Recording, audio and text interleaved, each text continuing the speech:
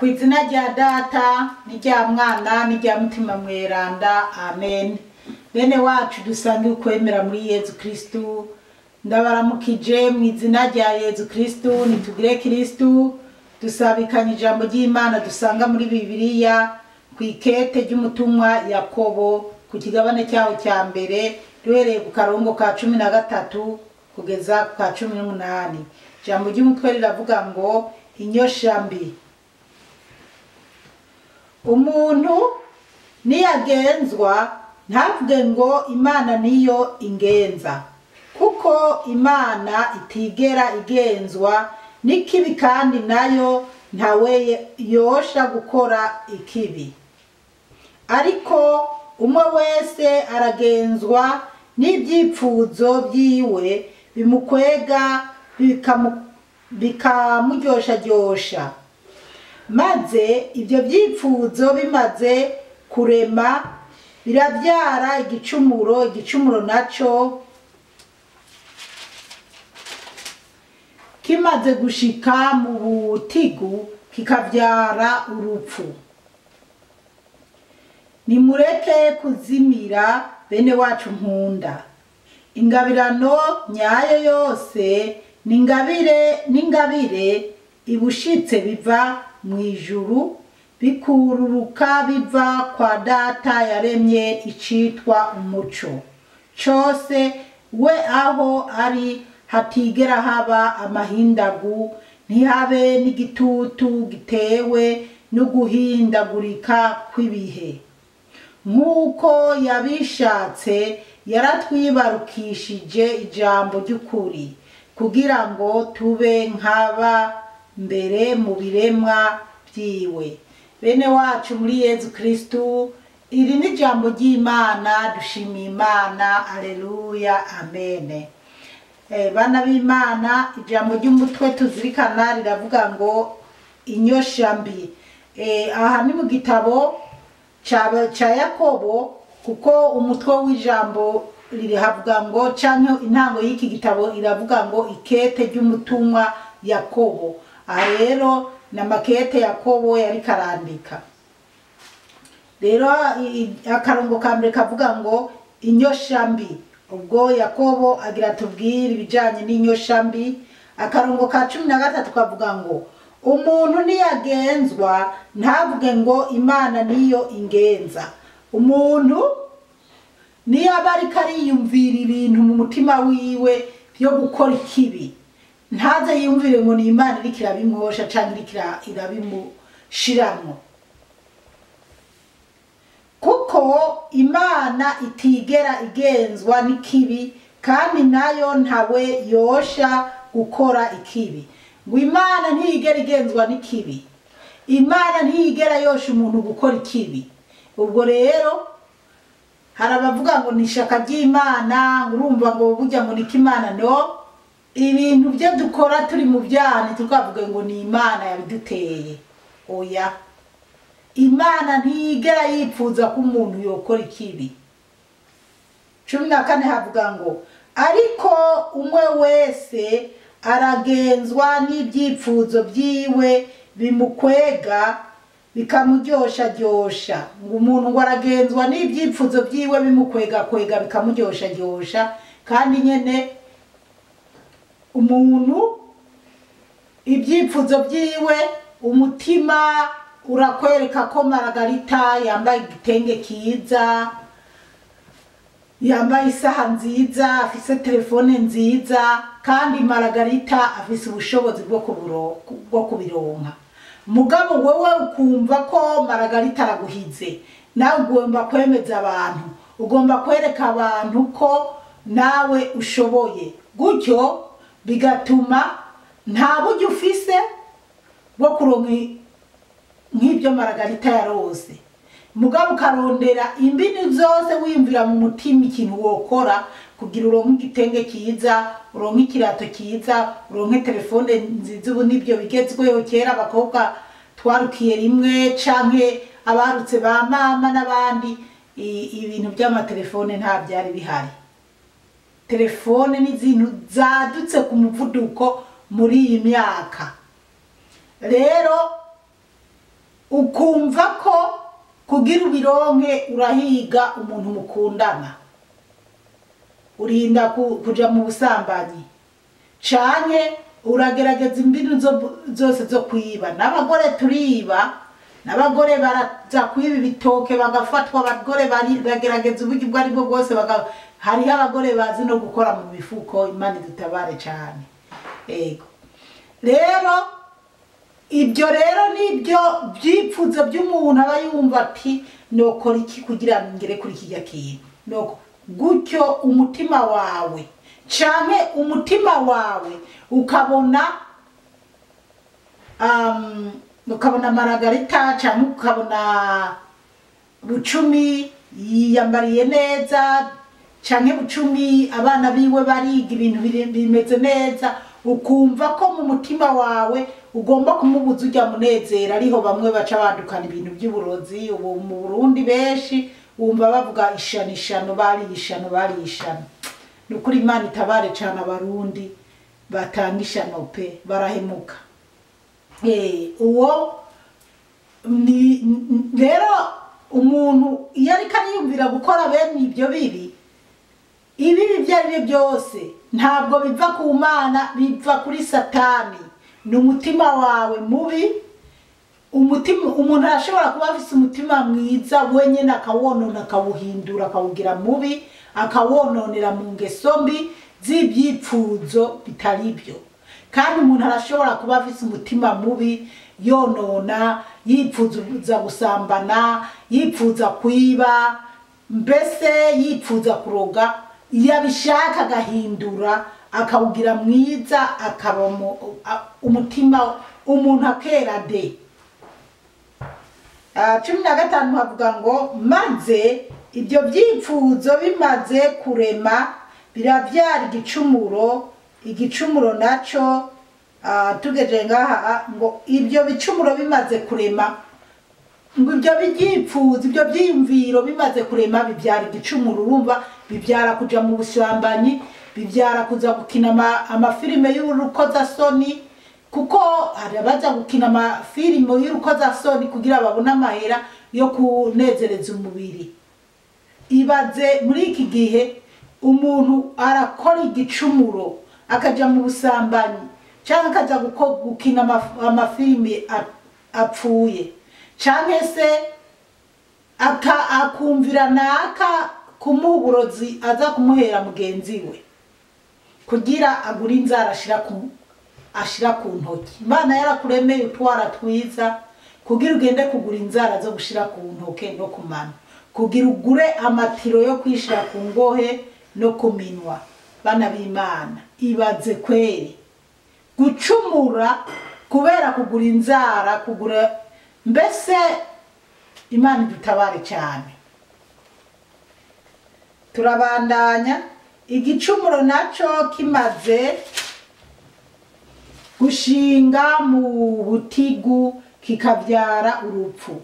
Ngo igicumuro nacyo kimaze gushinga mu butigu, cyamaze kwinjira mu mutima wawe, ugatangura kugishira mu ngiro, ngo nta kindi kibyara urupfu. Urupfu rero kibyara si ukuvuga ngo umuntu gupfa uko, oya, ahubwo ni ukupfa ukarimbuka, ugapfira mu byaha, ukazoja mu muriro udahera. Ni ukupfira mu byaha. Igicumuro kimaze kurema, kukwinjira mu by'ukuri, ukabigumamo, ukabipfiramo, niko gupfira mu rupfu. Ukazopfira mu rupfu utazozukana na Yesu Kristo. Yesu akubise impanda ukazozukira kuja mu muriro udahera. Imana idutabare cyane. Ariko mu yindi mvugo, igicumuro gishobora no kubyara urupfu ugapfa kubera igicumuro wakoze. Aho naho twovuga ngo iki? Umuntu ashobora kuja kwiba bakamwicirayo, akaba apfiriye ikidari gihe, akaba apfiriye mu byaha, yagiye kwiba akaba arimbutse. N'abandi bakora ibicumuro ntihagire icyo baba, ntibapfe, ntibanagira n'ingaruka zihuta ziboneka mugaba amaherezo. Ariko bana b'Imana, buriya gukora ibyaha birica umuntu ahagaze.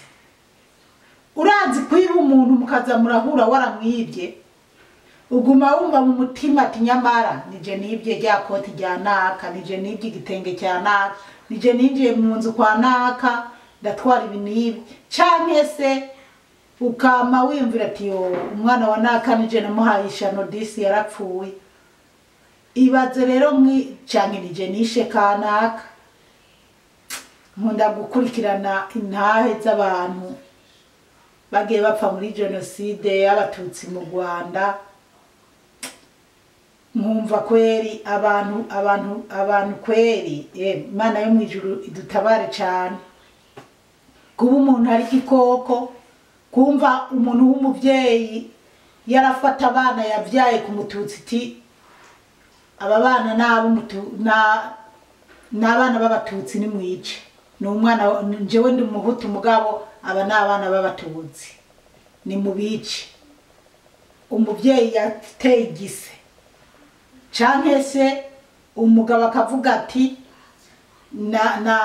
uyu n'umugore w'umututsi kazi ni mumwice n'aba bana ni mwice. Bana b'Imana, abantu kweri Imana yo mwijuru dutabare cyane. Kandi uri kuraraba ibintu biba mw'isi ni ibintu biteye agahinda, biteye umubabaro. Izo ni ntahe nama numviriza, ariko ntirengagije n'ibyabaye mu Burundi mbonesha amaso. Usibye ko shimira Yezu ko mu Burundi narumva abantu baboroga bariko barabica, ariko sinigeze mbona umuntu bariko barica.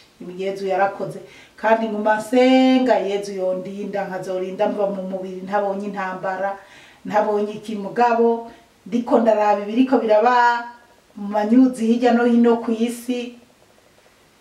Imana idutabare cyane kuko mu isi hari ibintu bibi pe. Intambara ziriko ziraba mu isi.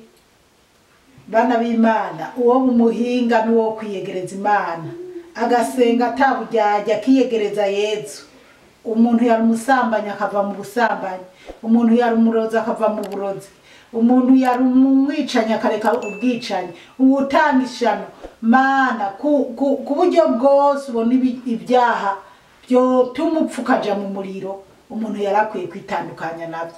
Kuko mwisi jewe ndiko ndaraba mwisi ubu, usibye ko shimira Yezu kuko nzi n'igihe cyanje cyo kubaho, ariko mba mbona ko umwanya wari wo wose umuntu arashobora gupfa.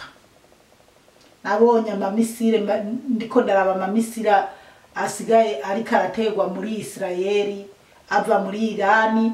Naraba ibiriko birabera za Kongo, naraba bya Ukraine, naraba n'umupasteri bishe hano muri iki gihugu.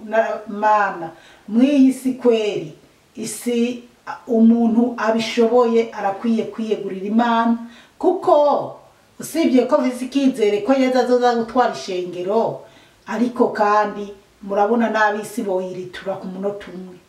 Imana yo mwijuru dutabare cyane. Rero dutinye icyaha. 16 bavuga ngo nimureke kuzimira. Araduhanura ngo nimureke kuzimira bene wacu nkunda. Yakobo aratubwira ati tureke kuzimira, turi bene wabo na Yakobo aradukunda.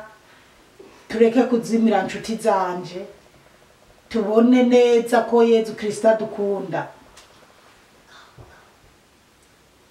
Ingabirano nyaye yose ningabire ibushitse, n'ingabire ibushitse biva mu ijuru bikururuka biva kwa Data yaremye icitwa umuco cyose. We aho ari hatigera haba amahindagu, ntihabe n'igitutu gitewe n'uguhindagurika kw'ibihe. Ngo ingabirano ibushitse iva mu ijuru ku Mana, kandi nukuri umuntu aremerewe no gusaba ingabirano ivuye mu ijuru ku Mana. Iyo ubona umenga nta ngabirano ufise, kuko turafise ingabirano muri twebwe mugabo tukazonona, ntituzikuze, ntituzerekane, tukazonona, tukazica, tukazononesha ibindi. Nitange kwa karorero, kuva nkiri umwana mutoya nari ifise ingabirano yo kubaha Imana, ingabirano yo kuririmba, ingabirano yo gusoma ibisomwa mu rusengero, ingabirano yo gusangira ijambo ry'Imana n'abandi, kuko narabaye mu muhari w'ingendanyi.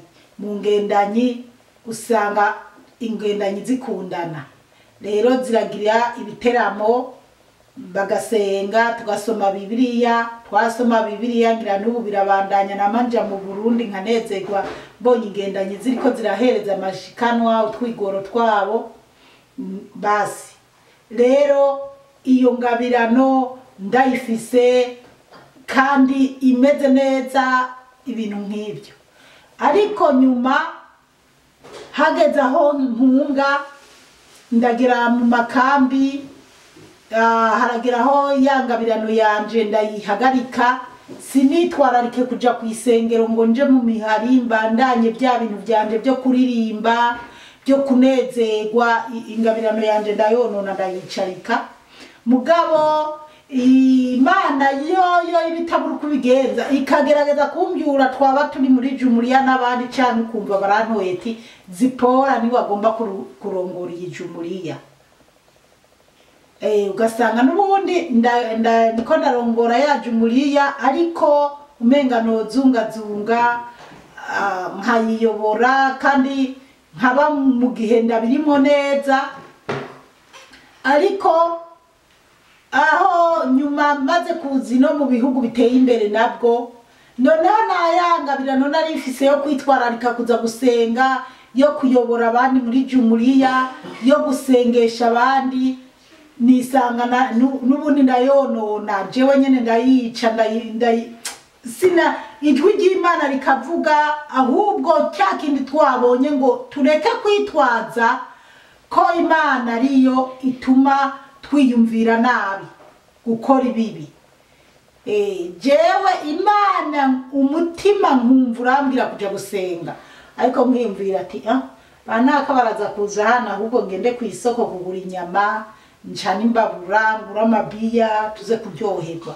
Ibyo gusenga nkaba ndabishize ku ruhande. Ubwo uwo n'umutima mubi wa sekibi unyosha kutaja ku isengero, ahubwo nitwararika baza kundaba. Twigire mu by'isi, nituje mu byo kuvuga ijambo ry'Imana. Ingabirano y'umuntu rero umuntu arayonona akayica wenyene kandi yarakwiye kwiduza. Rero hakagera ikindi gihe kumbure wowe nyene uyizamura. Nigeze kubivuga ko kare, wowe nyene uyizamura ukumva umenga ati nyamara nubwo biri uko Imana yarigeze kungirira neza. Imana kandi bene izo ngabirano zikunda kubyuka iyo umuntu yigiriye mu byaha, akikoza ibyo yishakiye, yahura n'ikibazo agacitangura gusenga, agacitangura kwemerera Imana ibyo azoyikorera. Imana rero yo itabura uko ibigenza, yoyo ibidukeneye umwanya wose, ikakugirira ubuntu, ikakwereka urukundo rwayo. Icyo gihe rero uri umuntu wiyumvira, uca wongera ukavuga uti noneho reka fate. Rero ibyo nibyo nibonye ko jewe nyene ngabirano yanjye nagiye ndayonona, mugabo umukama Yezu arangirira neza, ndageraho ndamufata. Kuko nubwo imitima yacu, imibiri yacu itwereka ko turi mu munezero, kuko iyo atawuri kurababara, iyo utari kuravuga we Mana ndababara mugongo, we Mana wongize uyu mugongo, Mana noneho biranse, umutwe uri kunje, we Mana wongize uyu mutwe, ntiwiyumvira ko Imana ishoboye. Wewe uba wumva ko umenga ni wowe wiremye, ukumva ko ibintu byose ubyishoboreye, ntiwigere uha agaciro Imana. Mugabe iyo umubiri uguhindutse bikagukomerera, niho utangura kuvuga Mana yo ndababara umutwe. Canke se n'abandi baba bumva ko barifise ingorane z'umubiri bariko barababara bakumva ko bazoja ibinini bakumva ko bazoterwa ishinge bagakira nibibuke n'umwanya wo saba imbabazi Imana canke zo kusaba Imana ngo bakize. Rero ingabirano zacu umwe wese arafise ingabirano kandi Imana itanga ingabirano nziza nta numwe Imana yiha ingabirano mbi kandi twese ingabirano nziza turazifise ahubwo ntidushaka kuziduza ahubwo duca tushaka kumvira Satani iduteramwo gukunda iby'isi gutyo tugatina ingabirano nziza Imana yaduhaye tukazica tukazihonyanga ahubwo tukaduza ingabirano zo kwa Sekibi Satani kugira turonke amafaranga turonke ibintu byo gushira ku mibiri yacu no kwiyonona. Imana idutabare cyane. Laba rero ingabirano yawe wahawe n'Imana nziza uyikomereko uyiduze. Mbora numva abantu bavuga ngo impano yanje ngo nuku ngo burya ngo shaka ngo sinarinzi ko impano yanje ngo impano yanje no kuririmba ni kweri nyimba uri kuraririmba ibintu bihesha agaciro Imana iyo ni impano yawe canke se ni no kuririmba indirimbo z'umuco. Ariko ni waba ufise ingabirano yo kuririmba wambaye ubusa wambaye impenereza unezereza abantu b'isi iyo singabirano y'Imana. Uraraba neza koko ko ari ingabirano yavuye ku Mana kuko ufise uri kuraririmba ururirimbo rutaka isi rutaka igihugu cyawe ukazana mw'Imana uri kurahimbaza Imana uri kuraha icyubahira Imana kuko Imana yaremye byiza byinshi. Ewe Burundi reka ndakuririmbe ewe Burundi mucurara nk'uyo yaririmbye iyo ndirimbo gusa n'ijuru risari ry'inyenyeri ngo Imana yakuduhaye nk'uyo yari karaninahaza Imana. Nk'iyo n'indirimbo nziza n'ingabirano Imana yamuhaye yo kuririmba agataka ibyiza by'isi ibyiza by'Uburundi ibyiza twahawe n'Imana. Ariko nukuraba rero ingene duduza ingabirano zacu. Reka subire mwiri jambo nimureke kuzimira. Reka duhere kuri 17. Ingabirano nyayo yose ningabire ibushitse biva mu ijuru. Ingabirano nyayo yose ingabirano nziza yose ingabire ibushitse ngo biva mu ijuru ku Mana bikururuka biva kwa data yaremye icitwa umuco cyose. Ngo bikururuka bivuye mu ijuru ku Mana biva ku muco kuri data we yaremye byose yaremye isi n'ijuru. We aho ari hatigera haba amahindagu. Aho Imana iri mu ijuru ntiyigera haba amahindagu. Mu ijuru hapanze neza ntihabe n'igitutu giterwa n'uguhindagurika kw'ibihe. Ngo ntihigera haba ibitutu ntihigera haba ihindagurika ry'ibihe ngo imvura iragwa canke izuba ryinshi. Ibyo mu ijuru nta biriyo. Ijuru rero rirapanze umukama byose byo mu ijuru biratunganye. Mugabo byo mu isi byarononekaye kuva kuri Adamu na Eva. Ariko abazobibamwo neza tuzoja kuba mu ijuru ku Mana ahantu hazoba hameze neza. 18 ariko kanyuma havuga ngo nk'uko yabishatse yaratwibarukishije ijambo ry'ukuri. Ngo nk'uko Imana yabishatse yaratwibarukishije ijambo ryayo ry'ukuri. Ijambo ni Yesu Kristo. Yesu Kristo yaraje mu isi wenyene aranadupfira kugira twumve neza ijambo rivuye mu Mana nzima kugira ngo tube nk'abambere mu biremwa byiwe. Ngo kugira tube nk'abambere mu biremwa byiwe. Umuntu mu bintu byose Imana yaremye umuntu niwe wa mbere. Niwe Imana yahaye ubwenge, niwe yahaye umutima wo gukontorora, niwe Imana yahaye ingabirano zose nziza zivuye mu